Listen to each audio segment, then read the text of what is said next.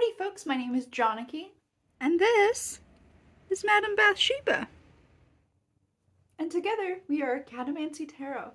Welcome folks! So today I am going to do a VR to Tamara at Nightshade Tarot and Meg from Rose Honey Ritual. This is my out of print deck tag. So I saw both of their videos and I really enjoyed them.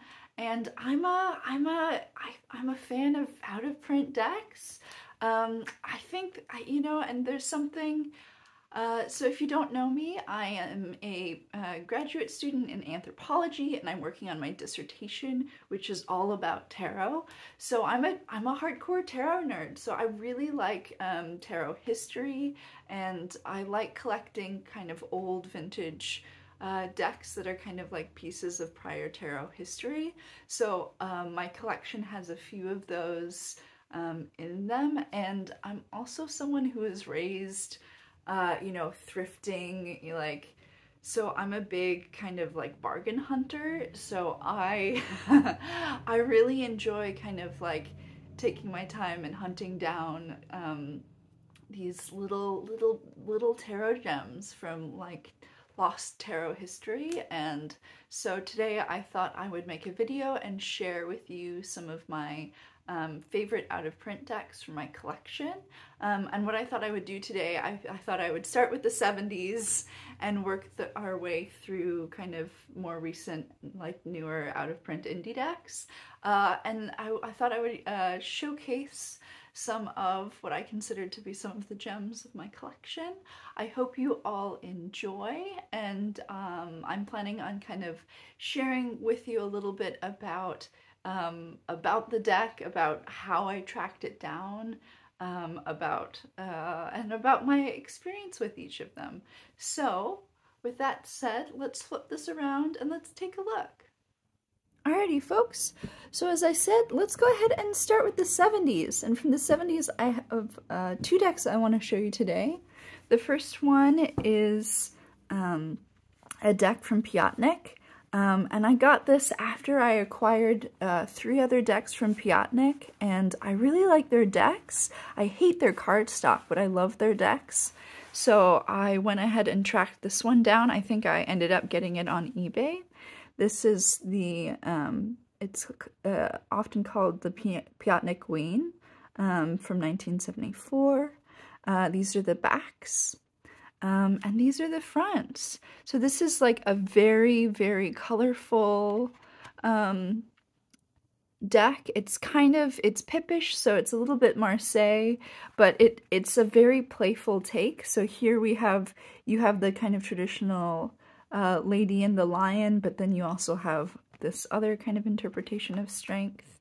And it's a really cheerful, fun. I love that the swords always remind me of just like blackboards, chalk and blackboards, which is really fun.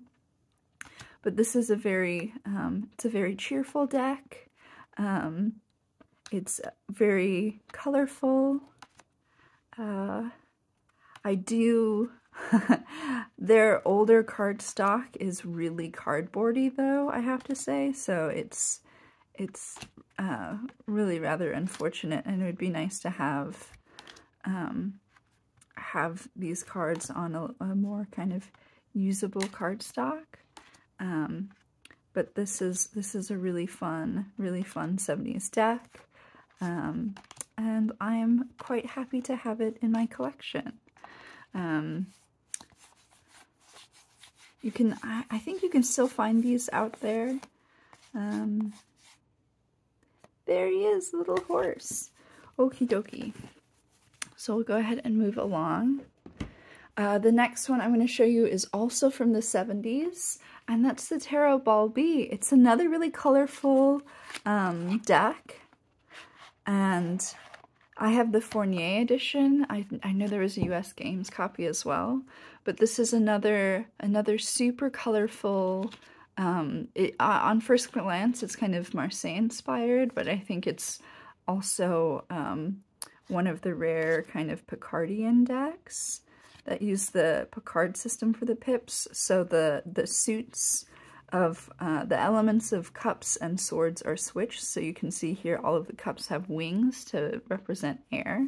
So it's a really funky one. This is actually one of the newer decks in my collection. I ended up trading for this deck with another out-of-print deck that it was in my collection that I never felt called to use, and this one I had my eye on for a long time, and so I traded this for the New Age Tarot by Walter Wegmuller. But I was very happy to get this little gem in my collection, and it's to me it has this kind of like big springtime energy and these like really bold kind of psychedelic 70s colors. I think that's what both of these 70s decks kind of have in common here. And yeah, I think it's quite cute. I love a pip deck. This is a great death card. It's also a little bit more of an esoteric deck. And I love, I'm really into kind of 20th century esotericism. So it's a great little gem for that reason too. So that is Tarot Ball B. All right, so now we're moving on to the 80s, and we'll kick that off with this one. This is the Agora Tarot of Meditation. I believe it was first printed, I want to say, let's see here.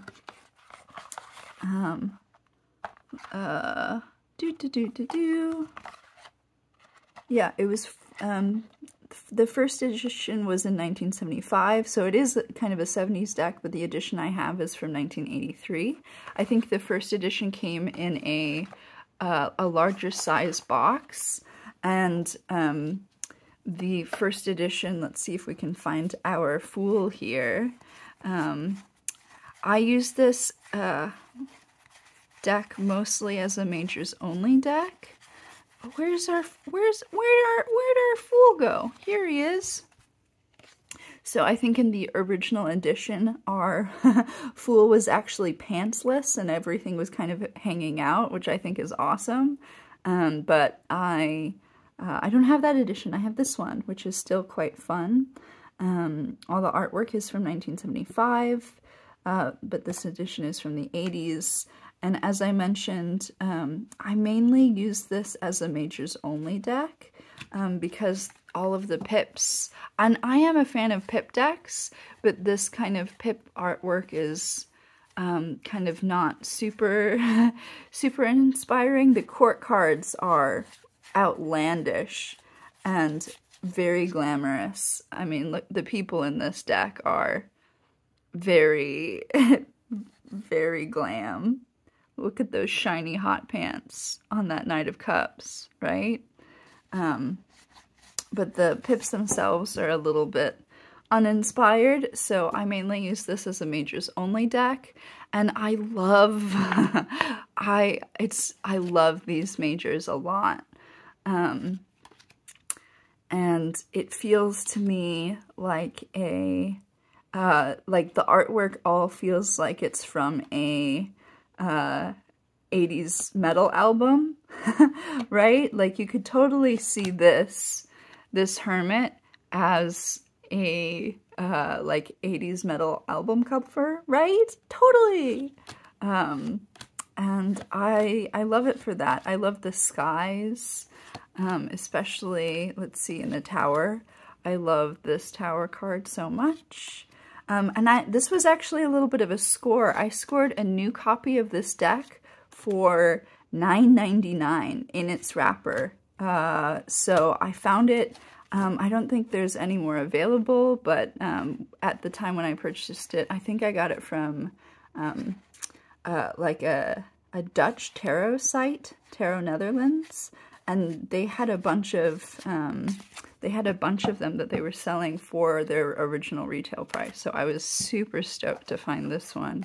It felt like a bit of a score. And so that is the Agora Tarot. Very fun guy. And then getting more 80s. This is another Piatnik deck. This is the Diva Tarot. And when I got this, I didn't initially realize it was a Thoth clone, but it's totally a Thoth clone, and it's one that's, I don't know, you don't hear about it as a Thoth clone so much when people are talking about Thoth clones, but once again, it's, I love how glam rock it is. All of the makeup and the hair. Look at her. Look at her. Yeah. This dude, what? Whoa. You know, it's just, I like it so much. It has this kind of, because of the layout, it has this kind of like carnival-esque feeling, which is really quite fun.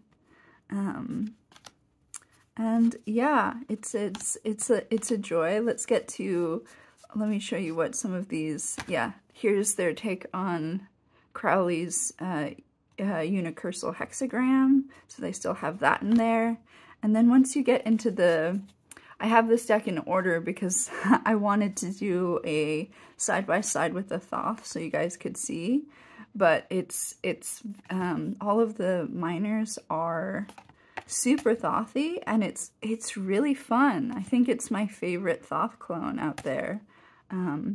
Although I have to say that I'm not Thoth's #1 fan, but it's still a system that I like dipping a toe in to every now and again. Look, the cups in this suit are so pretty.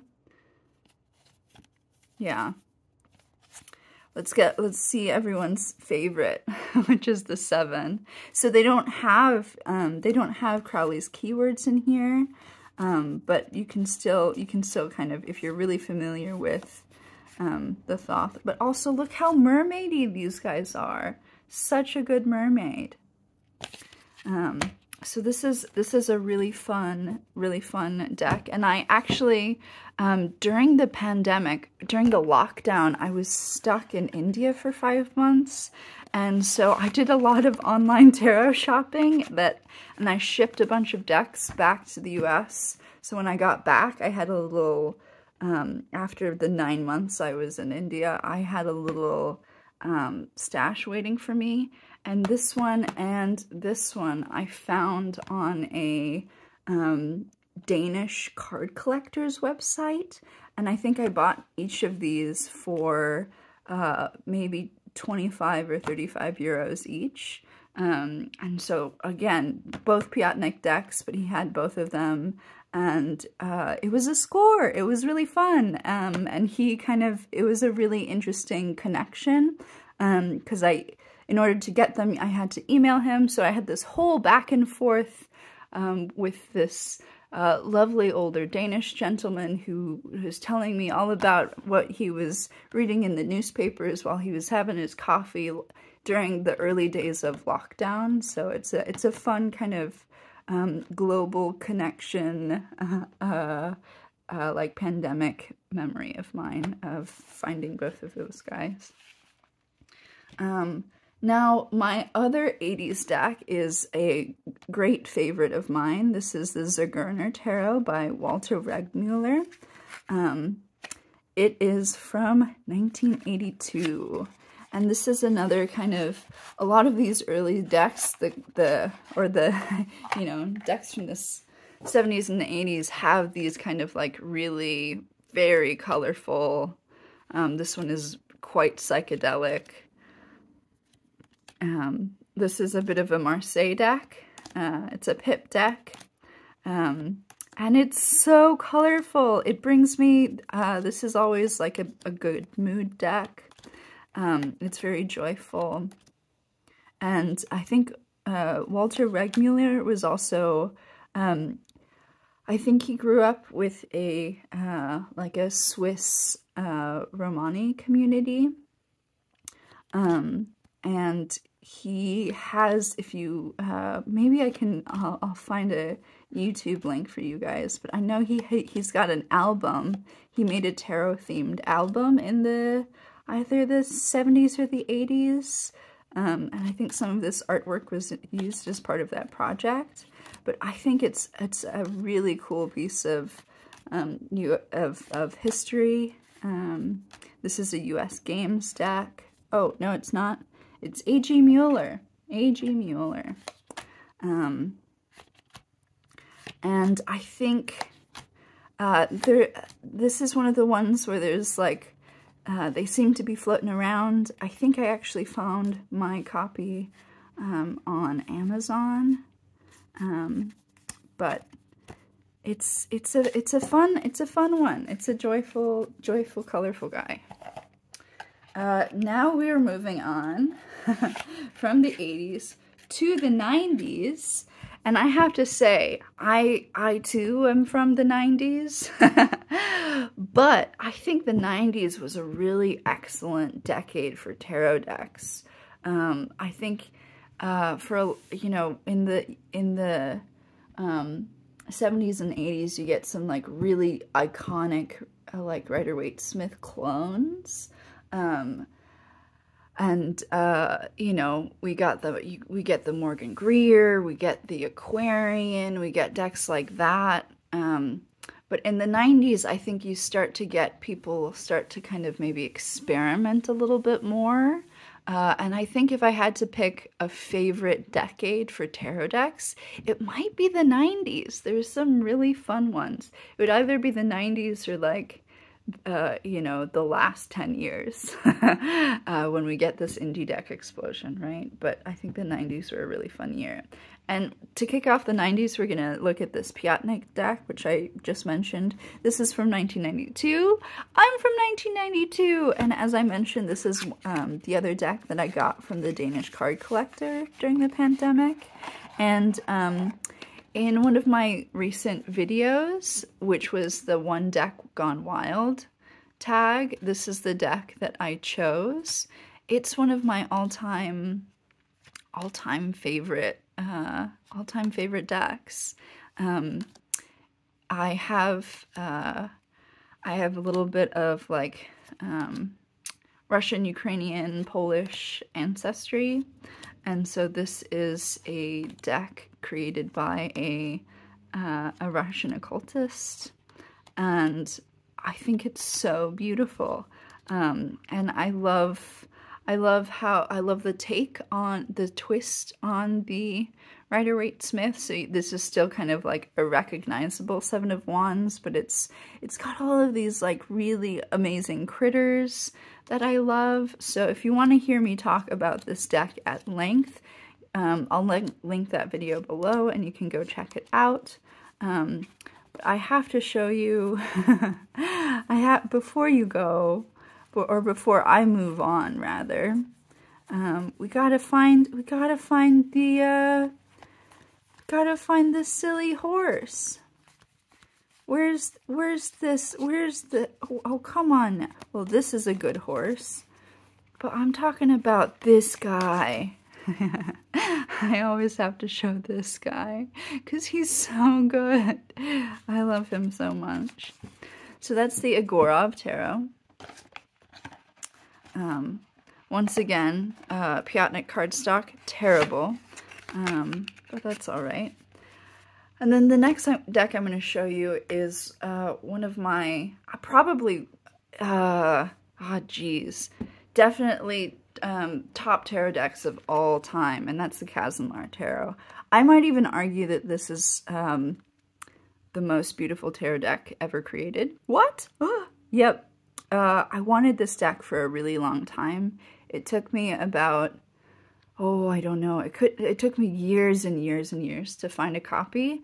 And this is one of the few decks in my collection that I actually like dropped you know, the big bucks on, or what I would consider like yeah, this is my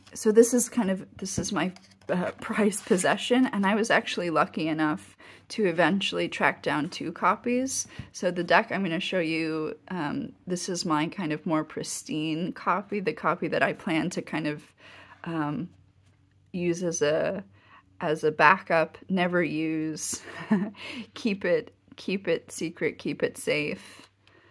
And I have another copy that is already showing signs of wear. I just think it's really, really beautiful. And technically, this deck isn't out of print because you can buy the newer edition from Emil Kazanlar's family, but it's like very expensive. It's about the same price.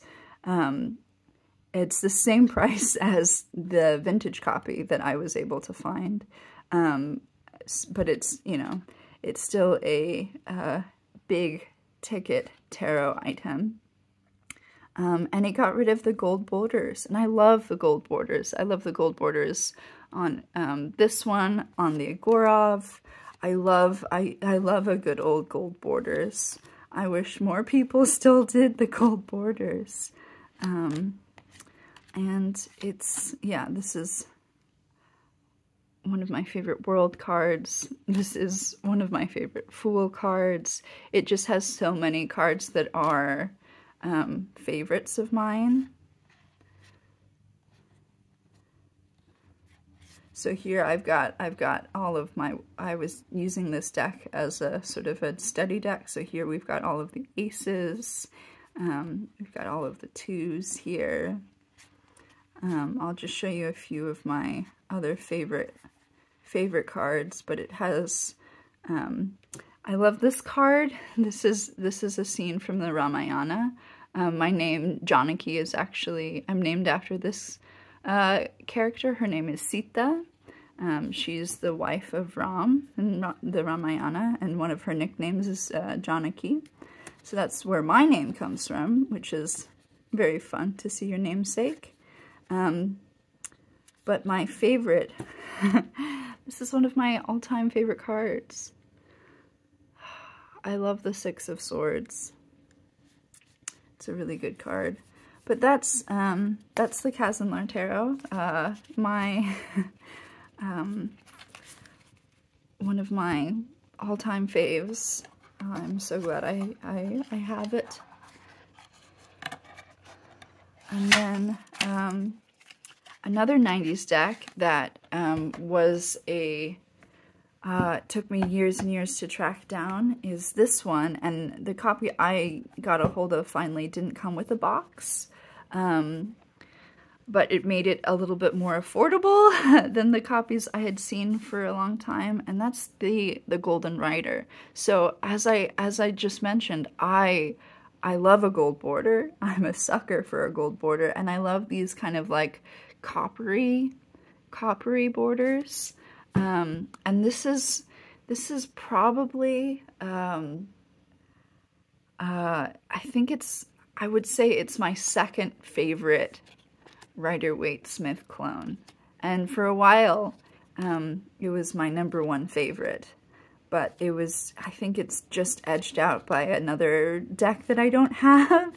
And that's the J.K. Waite. Which is a Japanese tarot deck that Meg showed in her out-of-print decks video, and that deck, I think it's the best Rider-Waite-Smith clone, full stop. It's really cool, so that's one that I would love to get my hands on. I don't know if I ever will.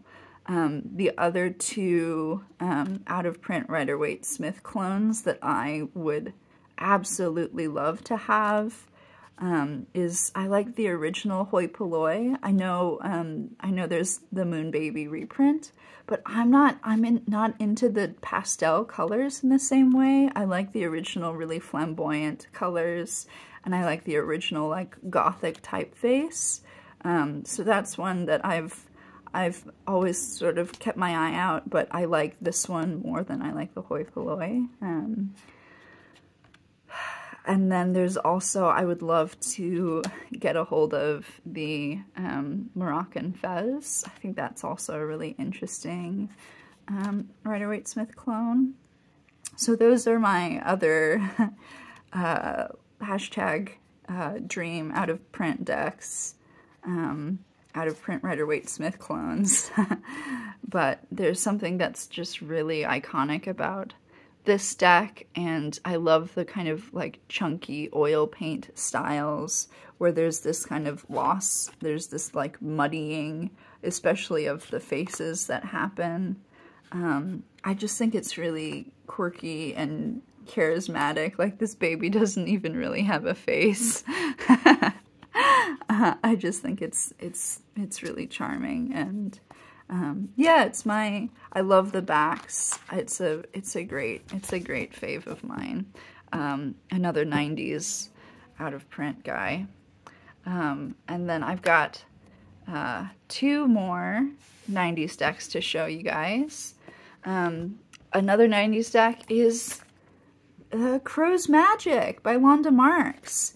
So I think this deck continues the sort of earlier legacy we saw of kind of like glam tarot, but this is like, she worked in like costuming for rock and roll bands.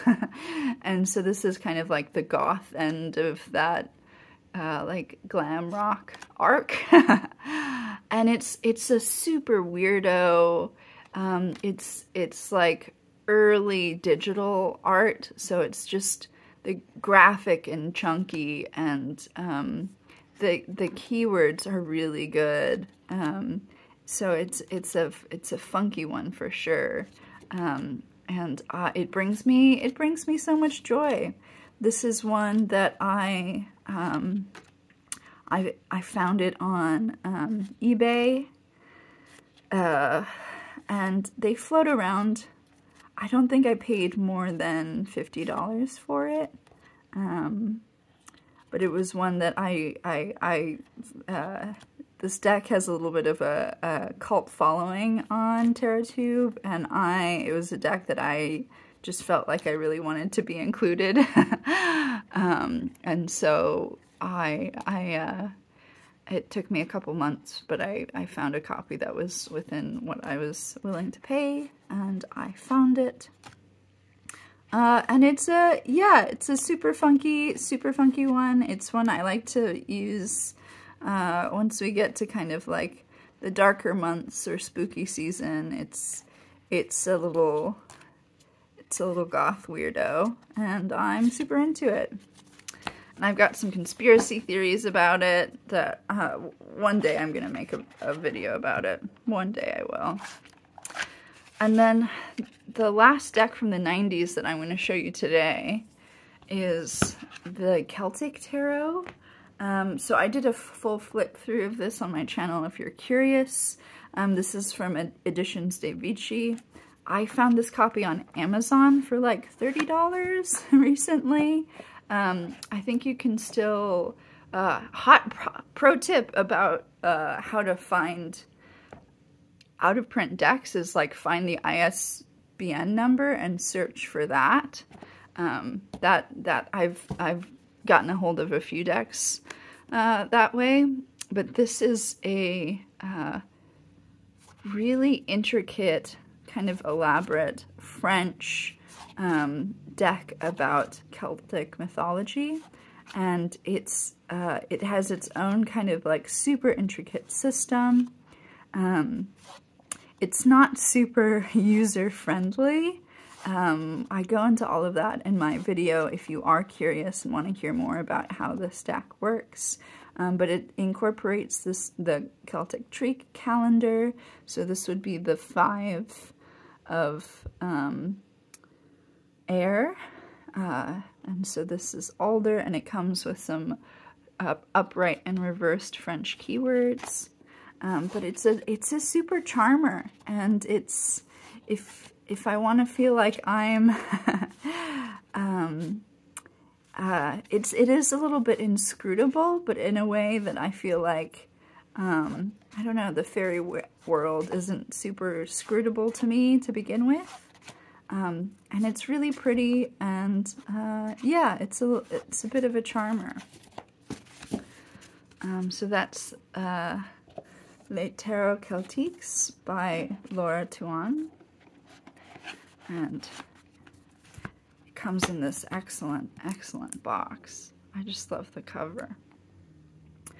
Okay, so we did it. That was the 90s. So now we're moving on to the 2000s, and 2000s, another super goth deck is the Gothic Tarot. Now this is a majors only deck. This is a deck by Leila Wendell from 2003. I think the first printing was 1998, so it's on the cusp. And it's on this like basically photographic paper, so apologies for the glare, but it's a little bit of a digital collage using cemetery photography, and I think it's so beautiful, and I think this is the ultimate goth deck, and I so wish it was a full deck. But I use this kind of inseparably with the Graven Images Oracle, and between the two it feels like it's a full deck. But I love this one so much. I was really lucky in that, like, sometimes you find out about an out of print deck, and then at least I sometimes go down like this you know, immediate wormhole if I see one and I fall for it and I'm like, oh man, I've got to have it. So as soon as you, I don't know, if you guys experience this of like the roller coaster of you find an out of print deck, you find out it's out of print, you go through the emotion of like, oh my goodness, it's beautiful, I would love to have it in my collection, but then immediately, oh no, I'll probably never find it. And within the week that I found out about it, I saw 2 of these go up on Facebook Marketplace. And the first person I messaged, it had gone already, and the second person I messaged said they still had it, and so I went for it. And so it was one of the ones that I spent a little bit more on, especially considering I wouldn't usually pay that much for a majors only deck, but I think this is the ultimate perfect goth deck, and I had to have it. And I think the creator has now passed, so it just feels, and once again, a beautiful box. So very happy to have that in my collection. Another deck from the 2000s is Barbara Walker's I Ching of the Goddess. So I'm a huge, the Barbara Walker Tarot is one of my favorite decks, probably one of my favorite mass market decks and favorite tarot decks of all time. And for the longest time, I had no idea this deck even existed. And then as soon as I knew about it, I knew I had to have it. And I was patient with this one. And I found this copy, which is heavily used, and one of the cards is like quite bent up. But I found this copy on eBay for like $12. And I was super stoked about it.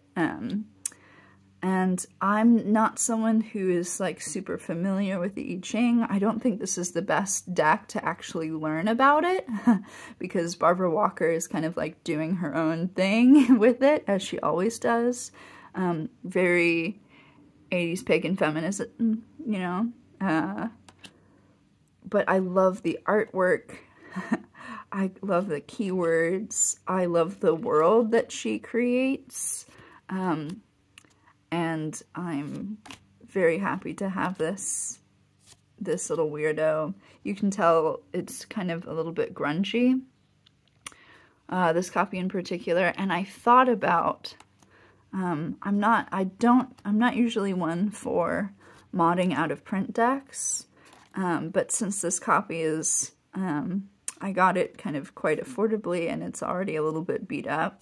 It's one that I thought about modifying in some way, so you just have the artwork, but I couldn't decide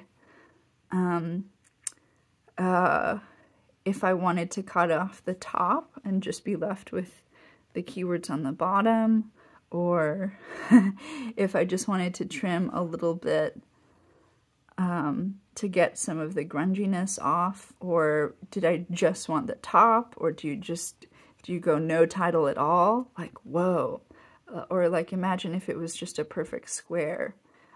Or I guess you could kind of like draw on the hexagram, but I don't really use the hexagrams in this deck in any case, so I don't know. What do you guys think? To mod or not to mod? So I haven't been able to decide, so I haven't done anything about it. But it's a very fun one. I love this sky. I love the colors in this one. So that is a deck from the early 2000s. And now we're moving. I decided not to really separate out the 2010s from the 2020s. So we're just, all of the rest are kind of all from the last 10 years or so. And we're going to start off with my all-time #1 favorite deck. And that's the Spolia. It would probably go Spolia and Kazanlar are my top two, I would say. And the Spolia deck was actually the first indie deck I ever bought. And I think my deck acquisition order went something like Rider-Waite-Smith Yellow Box when I was like, you know, in my early teens. And then I got swept up in tarot and never looked back. And I think the next deck I bought was Barbara Walker's Tarot, and then followed by the Spolia.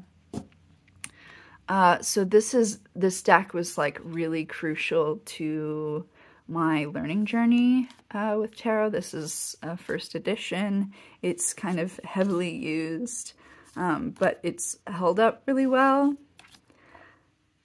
And I love like the little white book for this. I think is like so poetic and so beautiful, and it's I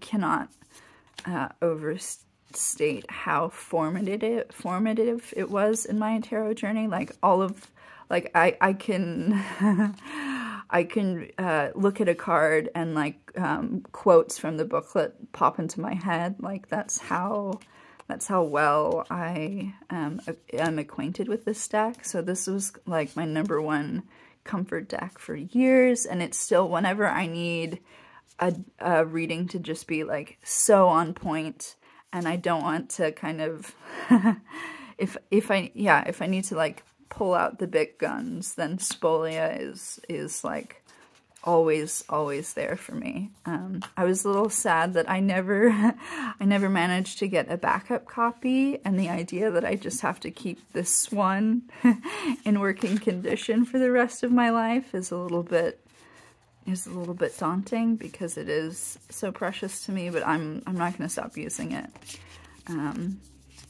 because it is so precious. I can tell from the backs if it's upright or reversed.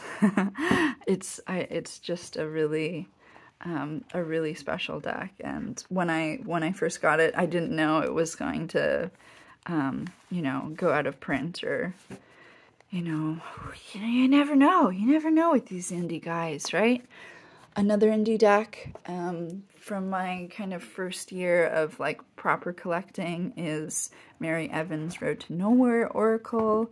This is another collage deck. It is a really exquisite collage deck, and I think we're all baffled why all of the rest of her decks are in print, but this one is not, despite it seems that a lot of people would love to have it.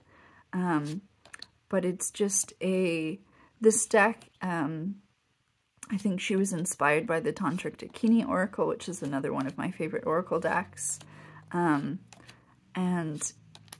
she's just got some like really interesting archetypes and use of collage. I love the big yellow chunky borders. I love the backs. I use this deck, I pair it with a Spolia all of the time, and if like, sometimes like tarot feels like too much or too overwhelming, and whenever I feel just like completely overwhelmed, but I really need a little bit, really need a little bit of help, I reach for this one and Spolia, and they're my kind of ultimate comfort combo. And there's a couple newer Collage Oracle decks that are coming out soon that I'm really excited for. If you guys didn't see, I had a Runners of the Sun Oracle comparison with this deck. And that's a really fun one that I was really stoked. It was out of print for a long time, but now it's back in print, so it doesn't get to be included here. But as I think Meg also mentioned, the When Olga Speaks is another Collage Oracle deck that's going to come out soon that I'm so stoked about. And then also Tierra May's Collage Oracle. So it's going to be a good year for Collage Oracles. I'm stoked. The other out-of-print collage deck that I'm going to show you guys is the Careful Tarot. And it's just a little guy. It's poker sized, and it's just this cute little Collage Oracle that was my main purse deck for a couple years, and it shows a lot of wear. I had a backup copy that I eventually traded for something else, and I think I'm okay that I did that, but sometimes I'm like, oh man, it would have been nice to have a backup copy, which is why I got it, because it's a very handmade deck, so the cards aren't super protected. But at the same time, I think I like just having one rugged little guy, you know? It's nice to have a little rugged guy. So that's my wee adventure deck. And then the next deck I'm going to show you, I'm really excited about, and if you watch my last video, you'll know what this one is, and it's Manziels Tarot. So this deck is out of print. I think there was rumblings of him reprinting it, or even coming out with like a different deck entirely, but those rumblings went on for years and years, and he never made an announcement or updated his website or anything like that. And so this is an Afrofuturist deck, and I wanted it for ages and ages. And then I finally I did an unboxing of this deck, which was me just kind of like squealing for 20 minutes nonstop. Because this was one of the indie decks that I felt like I had missed out on the most. I think it's a really interesting piece of tarot history. I think it's so cool. It's so rad. I love it so much. I'm a big fan of Afrofuturism, and even though this is probably a deck that I'm not going to read a ton with, although I read with all of my decks, but more so I really wanted to have this deck as a piece of tarot history, because I think it's a really important deck, and I love it so dearly, and I was so glad that I finally found a copy. So this, along with the Golden Rider and the Kazanlar, this was one of those decks that I just thought I would never ever have, and so I'm beyond chuffed to have found it. And the next deck I'm going to show you, I would be lost without, and that's Leonora Carrington's Major Arcana. So this is another Majors Only deck. It smells so good. And it's out of print right now. And I don't know if Fulgur Print is going to re-release it at some point. They did just put out Ethel Colquhoun's Tarot is Color. But Leonora Carrington, these images themselves were painted in the 1950s. But it's absolutely stunning, and I'm so glad I have this copy. I just think it's incredibly magical, and Leonora Carrington is one of those really magical people in the world, and I love having her deck, and I just I love how Marseille it is. And it's just so beautiful, and I love it so much. And I can't believe it's out of print, and I would be devastated if I didn't have this deck. So it gets a voice here. And then I think the last one I'm going to show you, I don't use it a ton these days, and it is out of print, and it's the Antiquarian Tarot. And this is a deck that when I first got it, probably maybe 2019, I used it a lot, and then I've kind of fallen out with, I guess, a little bit, but it's still a really interesting deck. But these days, I wonder, it has a really similar vibe to the Stretch Tarot, and sometimes I think about maybe I want the Stretch Tarot instead. I don't know. Do you guys, does anyone out there have both? Do you have the Antiquarian and the Stretch? Do you feel like you use both of them? Or, yeah, I don't know, but I felt like I need at least one kind of like Victorian seance deck in my collection. And this one is currently out of print. But it is a fun one, and I do like the colored borders a lot. I think the colors were all influenced by Paul Foster Case, which is a fun historical tarot reference. But those are the decks. Those are the decks I was going to show you. I probably have a few more out of print decks in my collection. I didn't go through all of my indie decks, because with some indie decks, there's like, you have all of the different editions and the different bells and whistles, and some are out of print and some get picked up mass. So there's probably a few more of those that I could have shown, but I didn't.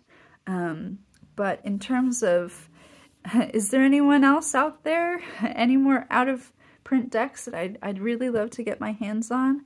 Well, as I mentioned, there was those Rider-Waite-Smith clones that would be really, really fun. I love a good kind of, you know, Stuart Kaplan US Games older decks. Like, I would love to get some of the, like, Tarot Classic or the Angel Tarot. Some of those Marseilles would be really fun. And then in terms of, like, out-of-print indie decks, the only two I can really think of, one is the Solara Occulta, and I know she's kickstarting, the Kickstarter for that is live, so you can still get it. But I really don't like the new edition. She got rid of the borders, she changed the back, she made a lot of changes to it, and I really love the first edition that she did with the gold, once again, you know me, and a gold border. So I'm quite sad I missed out on that one, so that's something, it's probably not going to find its way to me, but if it does, I would be stoked. And then maybe one of the Yonessa Yaus, the bookmark-shaped decks. She always does these really limited print runs, and I'm always a little bit on the fence about it, so I always miss out on getting it. But that's one of those ones that has every time she does it, it's different. And I just feel like she did it right the first time. I don't know. and like I think I just want you know, the original vision. But that was my journey. Thanks for hanging out with me. I know it was a bit of a journey today. What are some of your favorite out-of-print decks? I would love to hear about it. If you want to do this tag, feel free, and I will see you guys all next time. Bye for now.